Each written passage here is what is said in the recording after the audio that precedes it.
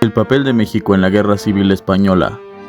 Continuando con la temática del anterior video, aquel en el que hablaba de las composiciones españolas del comunismo y del fascismo en la Guerra Civil Española, por si no lo has visto y te interesa, claro está, dejaré el link en la descripción y aparecerá al final de este video.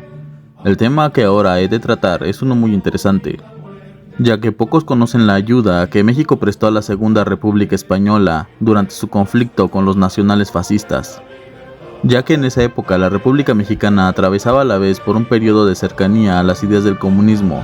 Si bien en México el comunismo y la anarquía no fueron ideas predominantes, sí tuvieron su relevancia y sus exponentes, sobre todo durante el Porfiriato y la Revolución Mexicana, ya que, como lo he mencionado, las ideas no tienen fronteras, atraviesan mares, montañas y cielos hasta llegar a las mentes de los individuos que finalmente han de retomarlas, de hacerlas suyas, y por último, al ver la razón que tales ideas llevan, lograr la transformación social.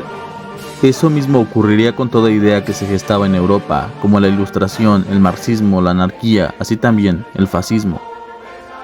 En la época en la que se desarrollaba la Guerra Civil Española, que fue en los años de 1936 a 1939, el presidente en turno de México era el general Lázaro Cárdenas del Río, el cual cumpliría con varios de los ideales de la Revolución Mexicana, como la expropiación petrolera, el reparto justo de tierras a los campesinos, el diseño de la educación mexicana de corte socialista y el establecimiento del derecho a la huelga y los derechos de los trabajadores. Como veremos, Lázaro Cárdenas tenía una ideología que se acercaba con el comunismo. Es por ello que también aceptaría refugiados como Lev Trotsky, que con apoyo de su gobierno sería acogido en nuestras tierras por dos pintores de gran relevancia, artistas que compartían el ideal comunista y que eran miembros del Partido Comunista Mexicano, Diego Rivera y Frida Kahlo.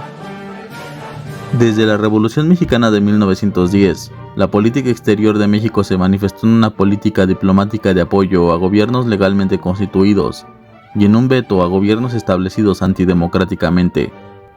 Subraya en una entrevista con DW la historiadora argentina Clara Elida.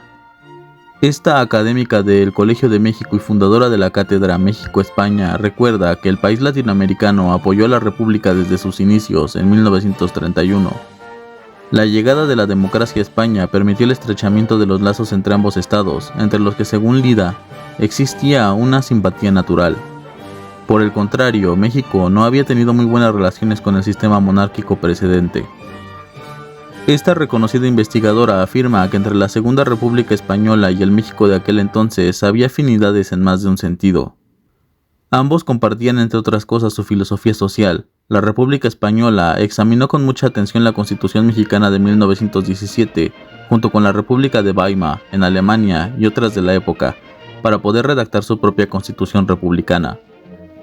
De modo que, cuando comenzó la Guerra Civil en España, el gobierno de Cárdenas se solidarizó con la República Española e hizo varias obras en ayuda a sus aliados. Aún pese a que en ese entonces la Unión de Naciones antecedente de la ONU hizo un pacto de no intervención impuesto por Francia y Gran Bretaña, México se negó a ese pacto y durante más de 30 años se negó a reconocer el gobierno de Francisco Franco como legítimo. En ese entonces, en la conmemoración de la independencia de México, en el Zócalo, que tradicionalmente se grita «Viva México», agregaría Cárdenas el grito de «Viva la República Española».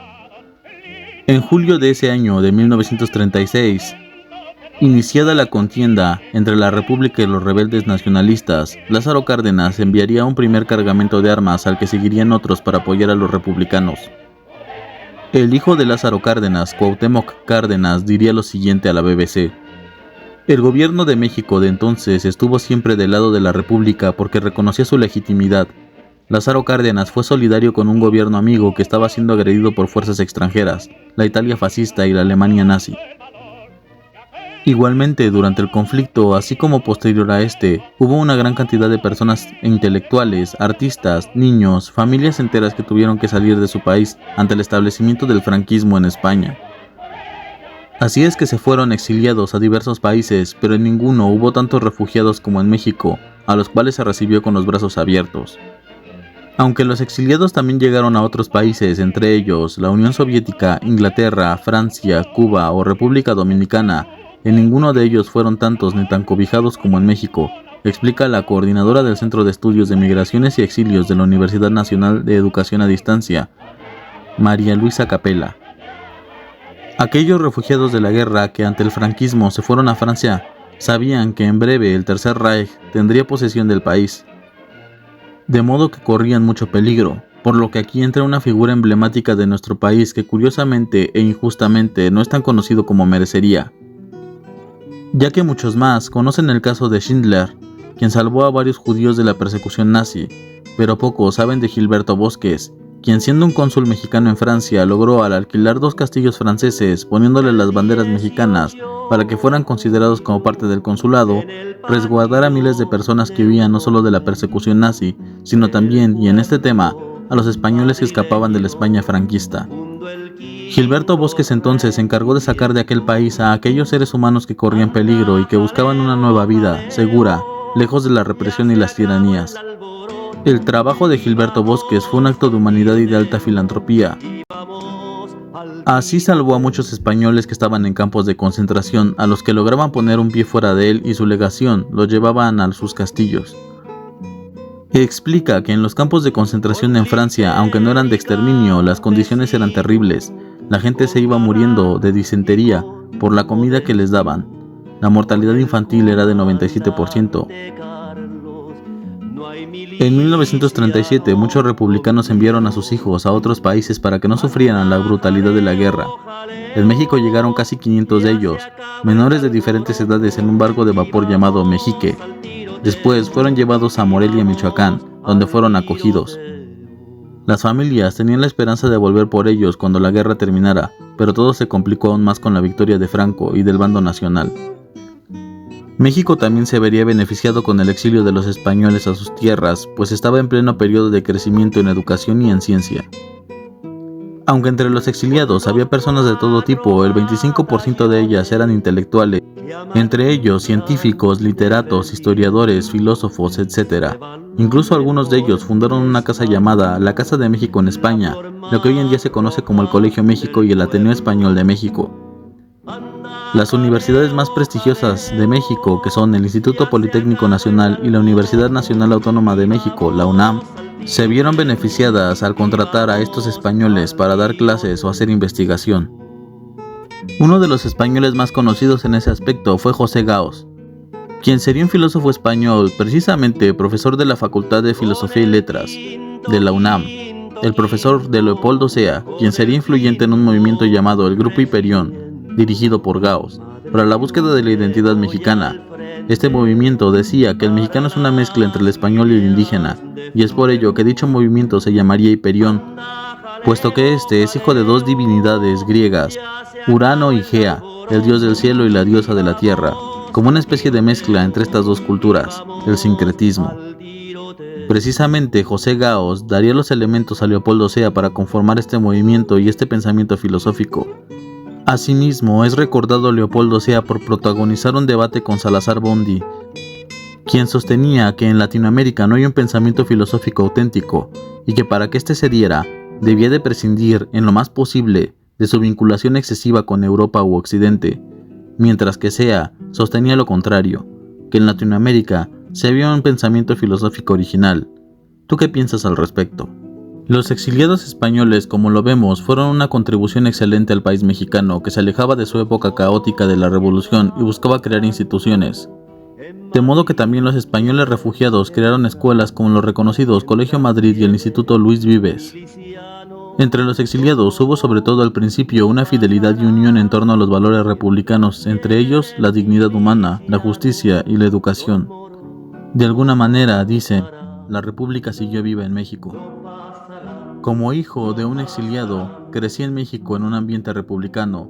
Los de mi generación siempre supimos que éramos hijos de los que habían perdido la guerra. Mis padres siempre tuvieron muy presente los bombardeos. Cuenta a la BBC Mundo Jordi Martinelli, profesor universitario de 68 años. Cuenta que en su infancia fue discriminado por otros niños. A veces me molestaban y siempre me decían el hijo del gachupín. No fue una tragedia y terminé adaptándome. Ahora mismo, siendo de izquierdas, estoy más dispuesto a dar la vida por México, más que por España, dice. Cuenta que, aunque muchos exiliados decidieron regresar a España tras el franquismo, su padre no lo hizo. Estaba avergonzado de que Franco murió en su cama. México fue el país que más apoyó a la Segunda República Española y que acogió a los refugiados. Yo le estoy muy agradecido porque es el lugar en donde me he desarrollado como persona, dice a la BBC Mundo Domingo Font, de 90 años.